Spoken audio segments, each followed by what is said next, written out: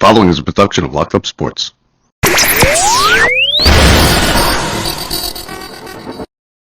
Everybody, this is Don LaGreca from the Michael K. Show. When it comes to talking sports, Bob Walters and Brett Grasso are the authority.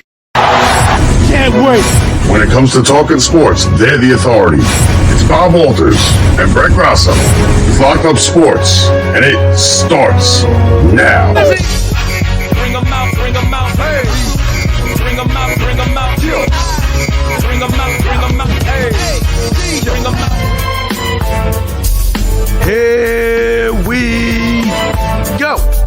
From the Brian Gunzel Studios, I'm Bob Walters. This is Locked Up Sports. The Mets 17 years later and they still can't figure out Adam Wainwright. The Yankees will have to live with the drubbing in Boston from last night. One more day as they're rained out. The U.S. Open is ready to go Sunday at the U.S. Open tomorrow.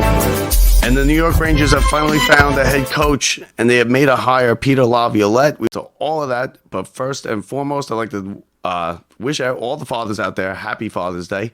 My first Father's Day. Very excited to spend it with my brand new daughter. She's a month old yesterday, and it's my first Father's Day, so I'm excited. I'm excited to get some socks, some ties, the whole thing. Breakfast in bed, whatever Father's Day entails. But one thing it does entail every year is the U.S. Open and the final round of the U.S. Open, and that will be tomorrow. First, let me say, the U.S. Open, listen, I get it with this course. It's a nice course. It's an exclusive course. But can we, with the crowds? I mean, there is zero atmosphere in this whole tournament. I mean, you got Fowler sinking 70-foot putts and nothing. It's crickets. Did you see? Compare that to the 72-foot putt at the Canadian Open last week. Go look at both of them side by side or one after another, and it's completely different. And the atmosphere last week was so much better, and it made the tournament. It made that putt even better and even bigger. This year, I mean, there's nothing going on. It's silence, and I get it. There's only 22,000 allowed in the park, and there's not a lot of places to put the fans, but I mean, come on. It's the U.S. Open. It's the U.S. Open, and there's basically nobody there. The galleries are terrible. It loses the atmosphere, and it looks even worse on television. I'll tell you what, it looks bad for the course. The course itself is nice. I like the course. I love that 80-something. Today was 80-something yard par 3, the 15th hole. I love it. It's fun. The golf itself has been great. But just the atmosphere and watching it, and it takes away from it, I think. As far as I'm concerned, it takes away from it. I mean, maybe it's just me. I have seen some people complain about it, but it's just not as exciting. And, you know, it's not going to be as exciting tomorrow, even though we're set up for a really good day. Rickie Fowler is 10 under. He's tied with Clark at 10 under. Then you got McIlroy at 9. Scheffler, who's making a run here late in the third round on moving day. Scheffler moved probably more than anybody. He made a run. He's now at 7 under, and you got Harris English at 6 under. So it is going to be it's going to be a good Sunday. Rickie Fowler going for the U.S. Open. I would imagine the crowd will be pulling for him there out in L.A. As the American, you also have McIlroy right there. And listen, this Wyndham Clark guy, I don't know much about him. I didn't know much about him coming into this tournament. I'm imagining most people did not, unless you're big golf fans. His whole story with his mother, he plays for his mother. His mother passed away when he was 15 or whatever it was. That's a great story, and we're going to learn all about it tomorrow, and it's going to be fun. And like I said, I love the golf on the West Coast. There's not many sporting events that I'm like, oh, it's on the West Coast. I get excited that it's on the West Coast. Golf is the one, because you get prime time golf. You know, it's not going to be tomorrow afternoon. You got to have the leaders aren't going to tee off until like 3:30 their time, which will be 6:30, 7 o'clock here. I mean, it's you'll have it up until it didn't end tonight till 11 o'clock. It's great. You know, it gives you to enjoy the whole day, enjoy Father's Day, do whatever you got to do, enjoy outside, nice day, come in and settle in, and then you got the golf on Sunday night. And it should be, like I said, it should be very, very exciting. You had big shots all over the place there. Fowler with the 69-foot putt on the eagle putt on 13. You had Scheffler with that ridiculous eagle on 17, which put him right into the second to last group, right? He's going to be playing with McIlroy. So that completed his run. Scheffler, listen, you got to watch out for him because he's a he plays big time golf in these big time tournaments. And he always has it. And he's an all-time great. You know, he's got multiple majors. He had that 1 year, 2-3 years ago when he just basically, dominated the world of golf for about a 2-month span, winning almost all the tournaments. So he's going to be dangerous. Rory is always dangerous. It's been, 8-9 years since Rory's won a major. So he's trying to get back in there. You got the whole live golf thing and everything like that. And it's just all there set for a perfect Sunday of golf, except the atmosphere. It looks like it looks like one of these COVID tournaments. That's what it reminds me of. There's nobody in the galleries. They're not big galleries. They're subdued. And even when they try to get loud and go crazy off a big shot, it's just the atmosphere is not there. And it comes across bad on television. And I don't think it's a good look for the PGA, especially with what's been going on with Live and everything like that. They've been getting this bad press. I don't know how much the LACC paid the PGA to get this here, but it's just not a good spot for a U.S. Open. It's not a good spot for any tournament. If you can't have the crowd there, what's the point? And it takes away from the telecast. I don't know how it is there. Obviously, I'm not there. I'm watching on TV, but to me, it bothers me. It almost looks like it's not a very important tournament, even though it's the U.S. Open. So, but either way, we'll be tuned in. I'll be locked in tomorrow, 6:30, 7 o'clock, watching that final round up until probably when I have to leave for work. That's the only bad thing is I got work tomorrow. So I'm going to have to watch probably the back nine, in the day room in a housing area at Rikers Island. But that's all right because I'll still see it. They lock it in. The inmates lock it at 9 o'clock, so I'll get to see it. No problem. Other things with the U.S. Open, the par 3, the 15th, that's my favorite hole. It played 86 yards today, the shortest par 3 in U.S. Open history. Tomorrow, I don't even know where they're going to put the pin tomorrow. But if you don't get it over that bunker, forget it, you're screwed. If you get it on the green but not in the right spot, forget it, you're looking at a double bogey. I've never seen so many people struggle, such good professional golfers struggle on an 86-yard shot. But if you want to feel better about your game, watch them on 15. And you'll feel better because they can't make putts. They're all over the place. The ball's rolling off the green. Sometimes they come up short, and it's in the bunker. And that's another death trap right there, that greenside front bunker. And it's just been fun to watch. So the golf has been good. I have enjoyed the U.S. Open. I just again, with the atmosphere, it's not there. I'll be pulling for Rickie tomorrow. It'd be nice to see him get another major. He's got the Masters. It'd be great to see him get a U.S. Open, but it's not going to be easy. I don't know if Wyndham Clark's going to be able to handle the pressure of Sunday at the U.S. Open in the final group. That's all. That's something that you don't know if you could. You don't know if a guy can handle that pressure until he does it. He's either going to be able to or he's going to fade. My money would probably be on him fading. I would say Scheffler has an excellent chance. He's always has a chance, especially if he's in the mix on a Sunday at a major. And Rory's been playing great golf. He's the number one golfer in the world. He's been playing unbelievable. He's done everything basically but win. He's top 5, top 10 every week. So we'll see if he can get it done. The Mets, again today. Today was not a good day for the Mets. It was a bad loss. Coming off of a good win last night. They took care of business last night. 6-1. It was over in the first inning, basically. And then today you have Adam Wainwright, who's 68 years old. 68-year-old Adam Wainwright. He's actually 47, but he doesn't throw the ball over 83, 84 miles an hour. And yet, somehow, he still has the Mets number. Of course, we all remember 2006 with Beltran looking at the curveball, Trump in the background, winning runs on base. And, that ended the NLCS. Well, here he is 17 years later, and he's still got the Mets tied up in knots. They can't get anything going. Nimmo led off the game with a home run for the Mets in the bottom of the first, which was great. Nimmo led off, and then Senga Senga had one bad inning. Okay, he pitched well today. He had command of his pitches. He wasn't walking the ballpark like he usually does when he has bad starts. But, he had that one inning. He gave up the 3 runs with 2 outs. The ball was carrying out to right. It was carrying. There were balls. 2 of those home runs. I don't think Goldschmidt's was on a line drive.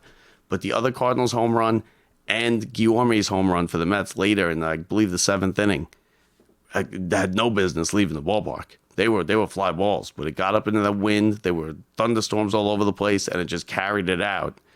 And again, the Mets came back. They made it 4-3 with the Guillorme home run, and then Rowley comes in the 9th inning, and he gives up a run, and that's a back-breaking run. I know it didn't figure into the final because the Mets didn't get anything going in the 9th, but going into the bottom of the 9th, 4-3 down is a world of difference from going in 5-3 down, especially when when Pham got hit with the pitch to lead off the 9th inning. The Mets were set up. They were set up perfectly. They had a leadoff runner on and 3 straight strikeouts. And then Marte going down looking at, I don't know what he's looking at. He never got the bat off his shoulder there on that 3rd strike. It was a strike. It was a good curveball. Listen, the Mets are we've been saying this for weeks now. The Mets are an average baseball team. They got enough talent to get them to 500, but that's pretty much it. How much, they win, they lose, they win, they lose. They're inconsistent. They got a good pitching performance today from Senga and the one bad inning. He retired 13 of his last 14, so it really was. He was on top of his game. He basically had 3 or 4 bad hitters in that one inning, and it cost him the ball game. He pitched well. He got himself out of trouble in the 7th inning, I believe it was, where he had 2 on, 1 out. He got 2 hard hit ground balls. Pham made a good play. Connor made a good play at first base, making the backhand stop, flipping it to Sang on the spring training play. Got him out of that inning. But the Mets just they can't get timely hitting. They're getting all their runs off of home runs. Like Guillorme today at the 2-run homer, and Nimmo led off the game with a home run. It's the 2nd time he's led off the game this week with a home run. But it's just not enough. They can't string any hits together. The Mets never get a big inning. They had 2nd and 3rd with 1 out, and they had 2 hard-hit ground balls, but they just hit them right at people. They're hitting into bad luck. The bullpen's not really holding up. The starting pitching, when it's good, they don't get hits. When they get hits, the starting pitching is no good. Last night you had McGill, who pitched well last night. The Cardinals are a bad team. This is probably the worst Cardinal team you've seen in 20 years. They're terrible this year. And the Cardinals are perennial postseason, members. They make the postseason every year. They're always there, no matter what. They finally got old. Wainwright came in today with almost a 6 ERA, a 2-1 record, almost 6 ERA. And he shut the Mets down, throwing the ball 83 miles an hour. It's the same thing we saw a couple weeks ago against the Blue Jays. The Mets they can't get anything going. They can't string any hits together. They can't get big innings. And because of it, they're 33 and 37, 4 games under 500. They are 11 games out, 10 and a half games out of first place. And the team's going nowhere. The team is going nowhere this year. Now, there's still tough. Of course, there's time for them to straighten it out. But I don't see anything that tells me this team's going to be able to straighten anything out. They're an inconsistent team. They're probably a 500 team. That's what they are. They're in, a division that has the Braves top heavy with the Braves. The Phillies have soared right past them. This was supposed to be an easy series here.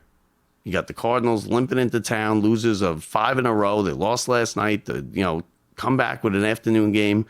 And you're just supposed to bury teams like this. Good teams bury teams like the Cardinals. And they win games today, and then they go for the sweep tomorrow. And whether they get it or not, but the Mets, now they got another rubber game, a home game. I don't know what to expect tomorrow. No idea. It's Father's Day, so there should be a good crowd out there. But, who knows what they're going to do. They got a 1 o'clock start. We'll see how it goes. The Mets, They're just not. They're not a good baseball team. There's really nothing you could say. They, even when they won the game last week against the Yankees, I mean, look at the game that they won. Look how they won. There was all kinds of mental errors. In the first game, you had Nimmo drop the ball. In the game that they won, you had Nimmo making a base running blunder before he won the game. Okay, he came around second. He got picked off a second. Where are you going? The one thing they tell you is keep an eye on the runner in front of you. If he ain't running, you can't go to third. If he ain't going home. Nimmo rounded the base halfway to third, put the brakes on, and got picked off as they threw the ball behind him on that play. Even on the winning hit from Nimmo, he hit it off the wall in right field. With a runner on second, that's a walk-in. And what happened? He wasn't... I forget exactly who it was that scored, but he wasn't halfway. He's tagging up. What are you doing? These are little league plays that the Mets are making mistakes on. Okay, I'm not even going to get into the fact of how shallow the Yankees corner outfielders played in that series, because that was absurd. But either way, the ball hit off the wall. The guy from second, there's a play at the plate. They can't even get that right. Simple running the bases stuff. You have McNeil in that game throwing away a possible, trying to get a double play that he was never going to get. Okay, you have McNeil with the shift violation. I've never seen a shift violation. I know it only came in this year, but I haven't seen one yet. Have you? I don't know if that's the first one. But listen, the Mets, they got to get their act together. They play, it doesn't get any easier for this team. They got Houston Monday, Tuesday, Wednesday, and then next weekend they go to Philly. You got to start winning these games. And are they going to beat Houston? I don't think so, right? I don't see any reason why you think they would when they could barely beat the Cardinals. So a rubber game tomorrow, big game for the Mets. They're all big games now. Because you know what? Until they string together a 8 or 9 game win streak or a 13 out of 16 type of month, this team is just not going anywhere. And, you know, they're playing like it. You know, people calling for Buck's head. People want to know why Vogelback is in the line. I don't have answers about why Vogelback's in the lineup anymore. I don't know. I have no idea. I don't know what the analytics people, what analytics are telling you, put Vogelback in this game, because they're none that I see. Yet he puts him in. Last night he hits a home run. I get it. Listen, he runs into one, he hits a home run. Okay, it doesn't mean Vogelback's back. Today he was striking out in the big spot and getting booed off the field. Listen, you got to get rid of Vogelback. He's basically like poison now for this team. You know, nobody wants him here. Buck seems to want him here. Buck seems to play him way more than anybody else would. You know, we're just fans. We just watched the game. But what analytics are telling you Vogelback is the right choice for this lineup? The Yankees do the same thing with their lineup. Yankees rained out today in Boston. But, like, Donaldson hitting third for the Yankees? Like, where does it say that the guy hitting 135 should be hitting in the third spot in your lineup? I get it. You have an anemic lineup. Judge is hurt. But come on. The third place in the order is supposed to be your best hitter. If he's your best hitter, I don't know I don't know why we even keep batting averages then. Yankees last night embarrassed, or I should say Friday night. Yankees Friday night embarrassed at Fenway Park, 15-5. The game was 12-1, 13-1. They basically did. They got shut down, completely shut down. Okay, Herman went up there and did nothing. 2 innings, 7 hits, 7 runs. So game's over right there. Herman's out. You got Justin Turner. Now our old friend Justin Turner. We talk about the former Met now good list. Justin Turner is at the top, the very top of the former Met now good list. He's A1 on that list. I'll tell you that, because he was a platoon player, a pinch hitter for the Mets for a couple of years. He was good. He got some hits, but then he went to L.A. and he's a superstar.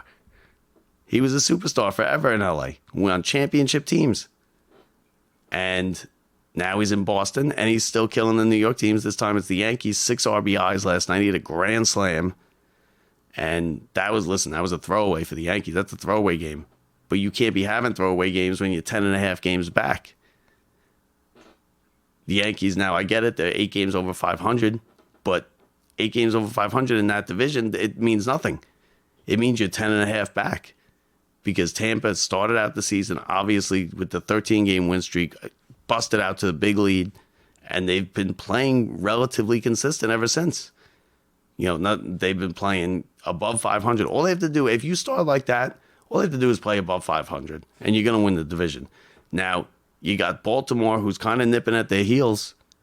Give Baltimore all the credit in the world. They are hanging with the Rays, 4.5 back, really hanging with them. It's amazing that they're hanging with them, and it's about time, because Baltimore's been terrible forever.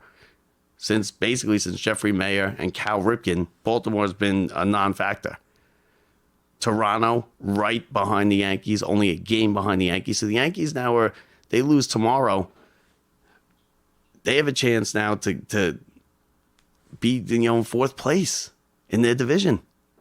Then, that's not acceptable. I get it. Judge is out. They have nobody else, but that's the problem with you. When you put all the eggs in one basket, Stanton doesn't play. Stanton is always hurt. He'll show up for a couple of games, then he goes back out. Stanton's always hurt. Okay? The pitching staff has been, take Cole out of it, who's been one of the best pitchers in the game. Now, they've had one of the best pitchers in the game, Cole. They're still struggling. The team ERA is not good. The rest of the staff is not good. Boone, if you ask me, has been outmanaged many, many times this season. Just watching some of these games. I mean, why would you make the whole top half of your bullpen not available in the second game against the Mets, especially with an off day coming up? They had the Mets, and then they had an off day, and nobody was available for the bullpen. The Yankees are trying things to manufacture runs that you don't really see. I get it. He was safe, but the steal of home, you don't really see that. Yankees are doing things that out of the norm just to produce runs. Now the Judge is out of the lineup. Now, they don't have a terribly hard schedule. They got 3 at home against Seattle after tomorrow, and then 3 at home against Texas. So they got the 6-game homestand after Boston. Winnable games. Seattle's not terrible. Texas, those are winnable games. And then they go to Oakland. And listen, your local Little League team could probably take 2 out of 3 from Oakland. So we know how that goes. The Yankees have a chance here, but the way they're playing, they really are. They're not going to get anything either. It's just, the baseball teams and the baseball season slowly slipping away. We haven't even officially hit summer yet. We're at Father's Day. We're at the U.S. Open, and the baseball season is slipping away. And we're going to start real soon talking about football if things keep up like this. Because these teams are now 10 dead. You're 10 games out of first place. You're not in it at 10 games out of first place. Yeah, you could say the wild card, but everybody's in the wild card. Everybody's within striking distance of a wild card. But you got 4 or 5 teams to jump like the Mets have to do. It's a lot harder. It is not easy jumping 4 or 5. Yeah, you might be 4 games out of that last wild card, but you got to jump 4 or 5 teams. That's not easy. The Mets are questioning whether they're going to be sellers or not at the deadline. I'll tell you what, sell Vogelback. Please sell Vogelback. You got all the kids up here. These kids are going to make mistakes for the Mets. When the Yankees go, it's no Judge. Judge is hurt again. You got this guy for 10 years. The only year he wasn't really hurt was his contract year. To me, that says something about you. When the only time, listen, you had an all-time year, all-time home runs. He was playing great this year. But you can't play great if you're not on the field. The best ability is availability, the old cliche. And Judge, listen, when you're a big player like that and you're putting up numbers like he's putting up, and he was red hot going into when he got hurt, and he's playing a Gold Glove outfield, you can't replace that. And the Yankees, it's not a good lineup, and they're not a very good team right now. The Red Sox might be in last place, but they're a 500 team. That's a good division. So we'll see how it goes tomorrow. The Yankees have a doubleheader, split admission doubleheader if you have tickets up in Boston. 1:30 first game. Second game is going to be the ESPN game, so it'll be Sunday Night Baseball. As they couldn't play through the rain. They got most of the rain that we got. We got some flash thunderstorms here. But I guess they got slaughtered up there in Boston. It was supposed to be raining all day. I guess they didn't see a window where they could play because they don't want to do a doubleheader. You don't want to do a doubleheader like that on Father's Day, on Sunday, split admission. It's annoying to do something like that. But so that's what's going on with the baseball. And listen, we're going to do plenty of Mets next week. We got Bob Usler coming on. If you haven't heard, if you didn't see the wrap-up show last week, Bob Usler coming on. It's official now. It's next week. It's our first returning guest. So we're excited about that. We're also excited because he's just a great person. He's the reason why we have all these big name guests. Because once he was like, yeah, I'll come on, no problem. Then I got the confidence to ask other people to come on. So I have no problem. Brett will be back next week too, by the way. Brett banged in sick today. Not happy about that. You want to go fishing? That's one thing, Brett. But you're going to, bang in sick? We'll discuss that. But anyway, so the Rangers now. The Rangers, the season's over. The Knights are the Stanley Cup champions. My Florida Panthers, the team I adopted, they were outmatched. They were outplayed. I think the layoff that they had going into the finals did not help them, and I think Bobrovsky he needed to be great for them to win that series, and he was good. He nothing to cry about. He certainly was good, but he needed to be great, and he wasn't. And the series ended in 5 games. Now the season's over. Now you start looking ahead towards next year. The Rangers have hired their coach. A lot of people would scream at Messier. We want Messier. We want Messier. Listen, if you're Messier, you don't want to coach the Rangers. Your reputation and your stance in this city can only go down. It can't get any higher. Call him the Messiah, right? So you can't get any higher than that. He comes here, he coaches, he loses. Forget it. Messier, stay where you are. Stay the hero that you are, that we all love. Brought us the cup. Don't be, trying to coach this team. I know he wants to coach, but they didn't hire him. Of course, they went with the logical choice. They went with the best candidate. It's Peter Laviolette. He's familiar around here. He coached the Islanders. He's coached 3 teams to the Stanley Cup Finals. He's a Stanley Cup champion winning coach with the Carolina Hurricanes in 2006. He coached the Islanders, the Hurricanes, the Flyers, the Predators, and the Caps. So we know him very well here in New York. He was good for the Islanders. He's a good coach. He was the easy choice. Everybody was kind of grabbing and want this guy, I want that guy. Listen, Drury made the right choice. He got Peter Laviolette. You can't go wrong with that. Okay, he's had some bad exits at some places, but he's the best coach. He's got the best resume. It was an obvious choice.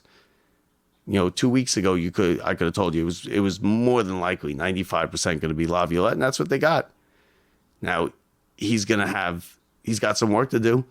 This team has now lost 2 consecutive seasons after they've lost playoff series, 2 consecutive seasons after leading 2-0, coming home. That can't happen. That got the last coach fired. Gallant was an excellent coach. Gallant was excellent regular season. The Rangers were contending for the division the whole season. They fell just short. Over 100 points both seasons. The first 2 years ago, he took the team to the conference finals, and he got fired. Why did he get fired? Because you can't be up 2-0 2 consecutive years, come home and lose 4 straight, or lose 4 out of 5 like they did to the Devils. You can't do that and expect to keep your job anywhere on any team in New York, especially in New York. He's going to have to work on getting Panarin to play in the playoffs like he does in the regular season. Panarin disappears in the playoffs, okay? He's got the goalie. Laviolette walks into a very ready-made, ready-to-win team. 2 years ago when they went to the conference finals, they weren't really ready to win. That's what made that run so much fun, is we weren't expecting it. When you're not expecting it, it's like, wow, this is great. House money. And then even with the last series when they're up 2-0 on Carolina, listen, it was house money, and that's why we let it slide the first year, and they didn't fire him that first year, and he came back, and Gallant had a very good regular season. But when it happens in the first round, the year after you went to the conference finals, you're expected to go further. Okay, you can't lose to the Devils in the first round and expect to keep your job like that. But I think the Rangers got the best coach. I think they're primed. They're just as good. They're just as good as they were last year. They have some salary cap issues that Drury needs to work out. Okay, that's stuff that Drury needs to do. Maybe add another piece or two. The deals at the deadline, they didn't work. Okay, they didn't work. You got some great players, but you got some great names, older players. They didn't work. And it was very obvious and very clear throughout, the playoffs. And the last bit of the regular season, Rangers could have won the division. They didn't. So we're a long way away we're about as far away from the NHL season as we can be. But the Rangers have a coach. They're in the news. Peter Laviolette is the coach. So we'll see there. Jets and Giants are doing their OTAs, their offseason. Rogers is still saying everything right, still doing everything right. He shook off that little injury that he had. The Giants, of course, have the holdouts with Saquon. He's holding out. I don't think they're going to get a deal done. I think he's going to play. He will show up. He'll be there at training camp. He'll be there for the preseason. But right now, he's making it known. Listen, running backs don't get paid a lot. I'm sorry, Saquon. I am. But you're in almost like a dying position. 20 years ago, he would have got big money. But now the running back market, the running backs, their careers are very short. When you're 3-4 years in, you start to see the wear and tear. They start to slow down. The productivity drops. It just does. So teams are not going to give you a long, big contract. It just doesn't happen. And he seems to want it. He's not going to get it anywhere else either. So he might as well. He's going to come. I think he will report. He'll be there. He's not going to be happy. Maybe he, tries to get another contract after this year. We'll see how it goes. But I mean, the Giants did him dirty with the franchise tag. They definitely did him dirty, but it's business. And what these players say all the time, well, it's business. I understand that there's a business of the game. Well, this is it. And it sucks for Barkley because he's on the short end of it, but he'll deal with it. He'll be there. The Jets, of course, listen, it's all about Aaron Rodgers. That's all it is. Keep him healthy. Keep him healthy into the season if you can, because you're just waiting. I know I'm just waiting for him to drop back, whether it be, sometime this summer, preseason, early regular season. I'm just waiting for him to drop back and go to the ground, non-contact, and just this whole thing blow up just because it's the Jets. Not that I want that to happen. I don't. I'm rooting for the Jets. But you could see it happening. You all can see it happening. So, like I said, we just wanted to do a short show today. The Yankees, doubleheader tomorrow, 1:35, and then the ESPN Sunday Night Baseball game. The Mets, you got to get this game tomorrow because you're going on the road. You're going to Houston, and that is not a tough place to play. And then you got a big series next weekend with the Phillies in Philadelphia. So we say this every time. It's time to get the Mets better get their act together. And every week we come back, and it's the same story. It's losing 2 out of 3 to this team, winning 2 games in a row, and then losing 3 more. It's the same thing every week. And it's starting to become like, I've been saying it now for 3-4 weeks. This is what they are. They're a 500 team. They're not a very good team. And I don't know why they're not a good team. It's basically the same team since last year. The no Alonso thing is hurting them. The defense that Connor's played has been good. So the defense really hasn't struggled, but you can miss that bat. I mean, Alonso's got 21 home runs. He led the majors in home runs. Ohtani just tied him. Yeah, I believe last night. So how long is he going to be out? He took batting practice today. He took fielding practice today. So maybe, hopefully later this week, hopefully by the Phillies series, we could get Alonso back and the Mets could make up some ground. Because if they don't start making up ground, it's going to be over, but by the 4th of July. And the Yankees, listen, the Yankees have a better record. They're over 500. They're 8 games over 500. I've never heard a fan base bitch and moan so much about a team 8 games over 500. But they really they don't look like a good team, so I don't blame them. They got embarrassed the other night in Boston. Now they got a doubleheader tomorrow. Doubleheaders are usually splits, right? Let's be real. I'd say 80% of doubleheaders end up in splits. That would mean they lose 2 out of 3 to Boston. Then they go back home. They got 6 at home and then to Oakland. So the Yankees need to tread water. They need to keep their head above, 500. until Judge comes back. And when's Judge? I don't know when Judge coming back. It's still, they haven't told us anything exactly when he's coming back. 4 weeks, 6 weeks. Who knows? So the Yankees are in a precarious position. They're down. Both teams double-digit deficits out of first place. It's not looking good. Like I said, we'll be talking more football. If this keeps up, we'll be talking more football in August and than we usually do. Because I hate the preseason. I just think it's useless. I don't even bother. I don't even like talking about it. And then we got the U.S. Open tomorrow. Rickie Fowler in the lead, the 54-hole lead, Rickie Fowler. He flubbed a putt on 18 to drop a shot to bogey 18. Now he's tied with Wyndham Clark. Exactly. Wyndham Clark. Who is he? You're going to find out a lot about. You're going to know all about him tomorrow. They're going to be plenty of features. They're going to be banging that right into your head. You're going to know all about him. His mother's story, if you don't know it, she died when he was like 14. He plays for her. It's a good story.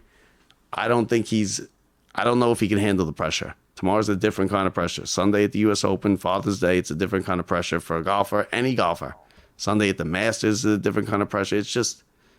And here he's in the final group. This is the first time. It would have been if Fowler made that putt on 18, it would have been the first time he held a 54-hole lead in a major by himself. Like you said, he missed the putt, dropped the shot. Now he's at 10 under. He's tied. And watch out for Scotty Scheffler. That's all I'm going to say. Okay, he hit that ridiculous eagle 2 on 17. McIlroy and Scheffler, I think that's going to be the group you got to watch out for. They're the second to last group. Can Rickie hold them off? We'll see. It's going to be very interesting. I'm going to love it. The atmosphere is going to suck because it sucked all week because there's nobody in the course. 22,000 fans they let in there. It's almost as exclusive as the country club itself, which they've been raving about all. The biggest thing that I've heard, the thing I've heard the most time, had nothing to do with golf. It said celebrities are not allowed to join this club. Who cares? I really don't care if celebrities are allowed to join the club or if movie stars are allowed to join the club or if Reagan has a locker in the locker room. How many times are you going to tell us this?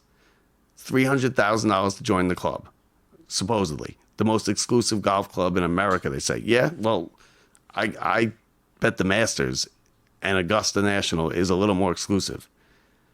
If you're not basically an ex-president or secretary of state, and if you're a woman, forget it. So, besides Condoleezza Rice just a couple of years ago. So I don't know exactly how exclusive it is. All they tell you is if you're a celebrity, you can't get in. So if you have a couple 100,000 and you're not a celebrity, well, go give it a shot. You might be able to get in. So that pretty much does it here for us tonight. Next week, we'll be back with you Saturday. Brett will be back. We'll be back in Sayville, Brian Gunzel Studios. Special show. It is Brian Gunzel. It would have been Brian Gunzel's 43rd birthday, I believe. 42nd birthday. It would have been his 42nd birthday. So we're gonna do a little thing for that. And we also have Bobby Usler coming on, who's gonna just listen. We're gonna rip into the Mets unless they go 6-0, sweep Houston and sweep Philly. It's gonna be it's not gonna be pretty for the Mets here on this show next week. But it hasn't been in basically all season. So enjoy your Father's Day. All the fathers out there, enjoy your Father's Day. It's our day, right? It's my first. It's, like I said, ties, socks, breakfast in bed, and the U.S. Open. That's what I'm looking for Father's Day. I hope you get whatever you're looking for Father's Day.